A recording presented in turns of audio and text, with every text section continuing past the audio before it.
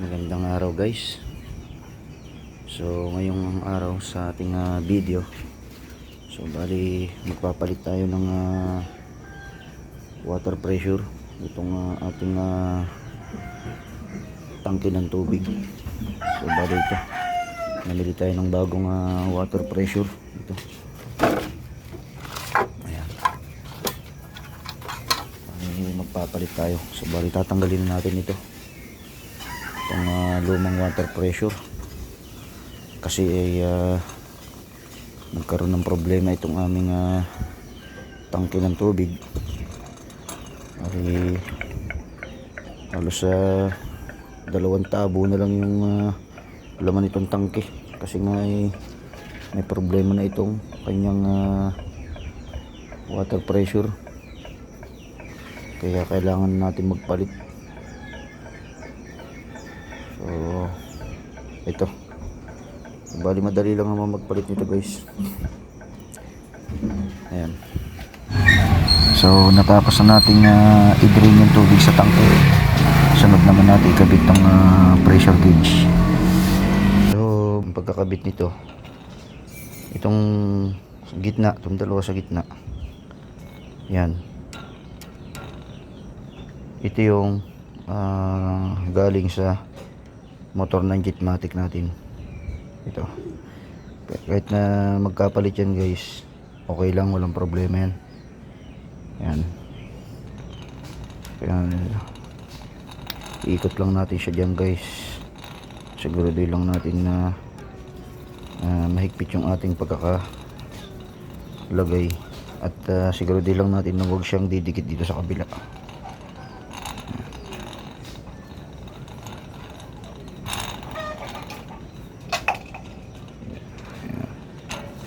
Pasensya na kayo at nahirapan ako sa pag-video. Isa ko lang kasing nagbi-video. Yan. Then ito yung isa. Yung isang wire naman, ito yung manggagaling naman doon sa kuryente, doon sa kanyang switch. So bali dito natin siya ilalagay guys sa kabila. Isusuot lang natin siya dyan. Suot lang natin siya dyan, and then ikot din natin. Ayan, basta siguraduhin lang natin na huwag magdidikit yung dalawa, yung sa saksakan tsaka yung sa motor. Okay lang guys na magkabaliktad yan sila, basta malaga huwag dumikit siya doon sa kabila. Ayan, dito sa kabila naman.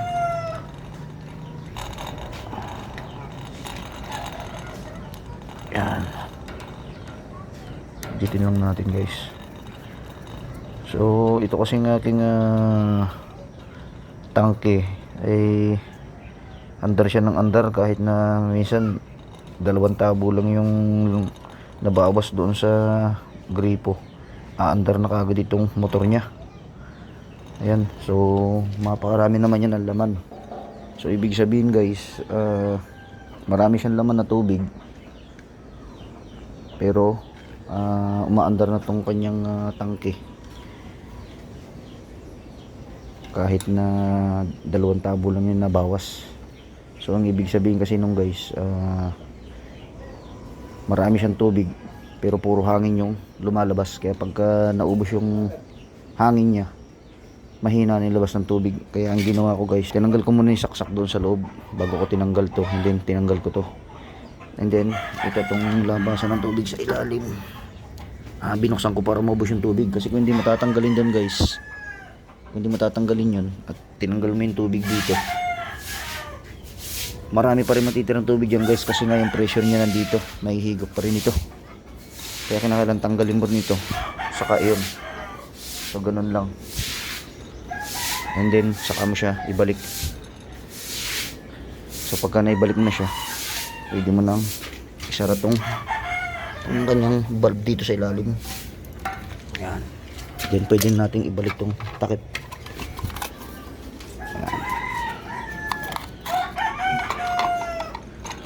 Ayan.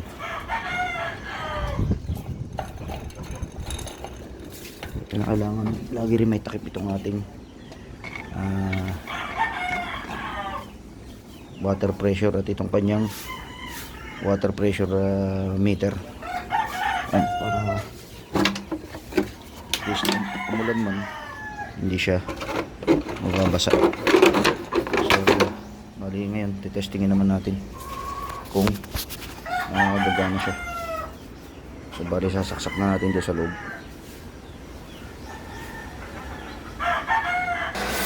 So ito guys, at sinaksak na natin doon sa loob.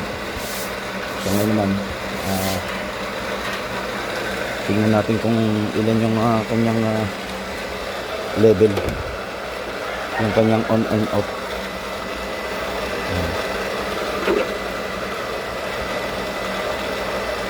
Medyo matagal umakyat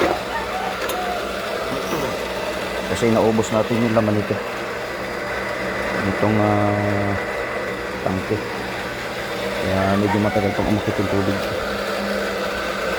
Bari umakyat na siya. Kinakailangan ang ating level ng tubig ay 20 to 60 or 20 to 40. Pero kasi ako ang ginagamit ko kasi 20 60. Malakas-lakas ng pressure nun guys, pero kung gusto niyo naman 20 50. Yan. Kasi kaya ginagawa kong 20-60 para in case na mawala ng kuryente, medyo marami pa rin yung stock niyang tubig, hindi kaagad siya mauubos. Ganun ang ginagawa ko guys.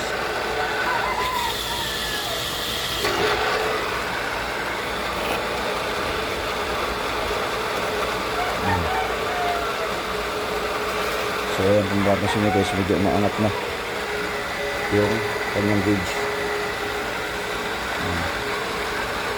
So medyo matagal lang kasi umangat yung kanyang meter dahil kasi nakakarga pa siya ng tubig at wala pa siyang ganong hangin.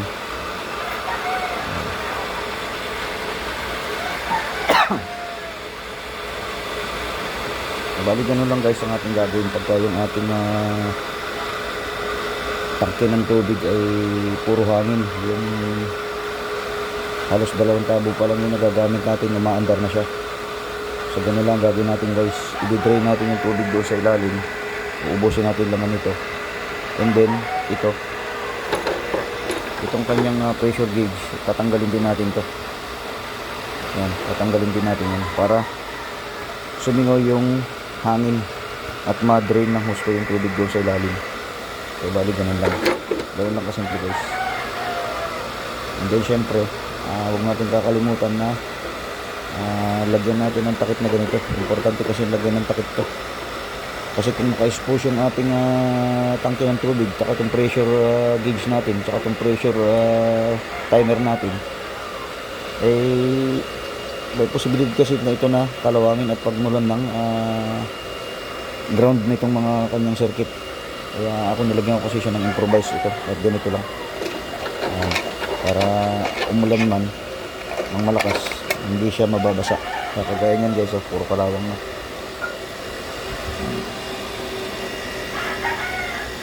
Ganun lang kasimple guys. Ayun, kung mapapansin nyo, umakit pa lang siya sa 20.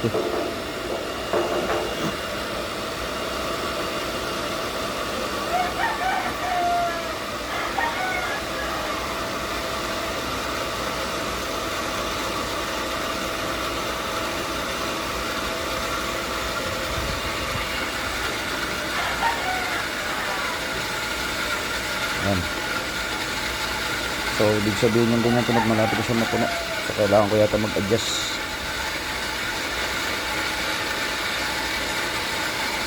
Mukhang hindi siya abot ng 60, mapupuno na.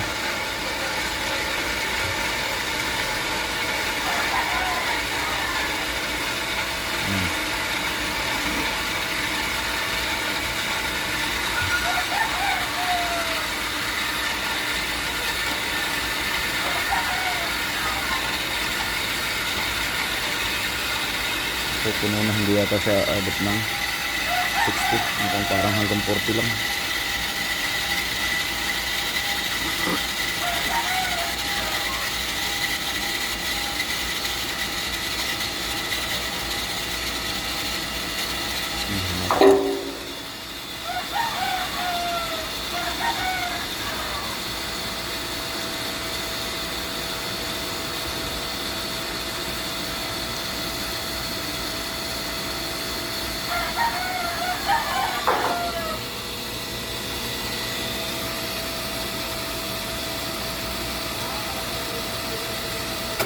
Yun guys, 50 lang siya.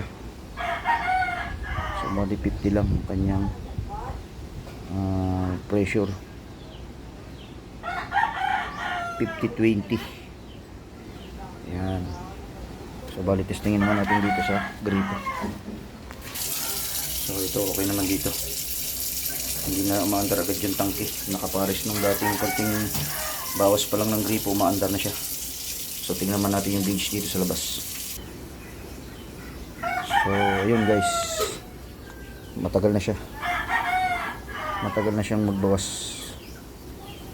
Yan.